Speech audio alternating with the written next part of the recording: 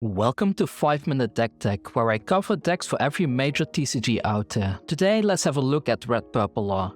The release of EB01 has given Law a lot of tools to finally make it a true top-tier deck. We can expect this deck to continue to perform well into OPO7.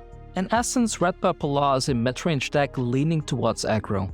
The deck finds a perfect balance between offense and defense with a nifty leader ability that lets you bottom deck a 3000 or lower attack character and play a 4 or lower character from your hand for free.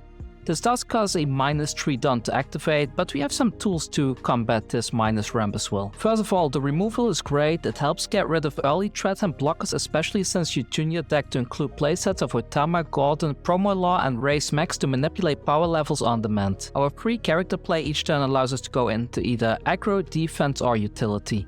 For our aggro package, we have rushes like Zoro and Kid and Killer. Defensive package consists of 3 and 4 cost blockers like Shuraya, Law and Chopper. Each of these have some cool effects attached to them as well. As for utility, since we are putting a lot of Don back into our Don deck, Shashi and Penguin, Beepo and Mr. 2 lets us ram some of it back so we can continue to apply pressure in future turns. For card advantage, Raiju lets us draw 2 cards and the blocker Law lets us punish opponents that have way too many cards in hand by forcing them to discard 2. Hitokiri is a tech card you see in some Law decks. Well, usually you want to keep this one for the 2k counter. It can knock out 2 or less cost characters when a Don gets returned to the deck. This does require a little bit of setup to synergize with Law's ability, but it's a decent 5k beat stick either way. The only card in the deck that we cannot play off Law's ability is the 5 cost blocker Kit. While being a great blocker, this also lets us ram back 1 Don whenever we activate Law's effect, and since this Don comes onto the field as active, we can sometimes utilize it to push a little bit of more damage through,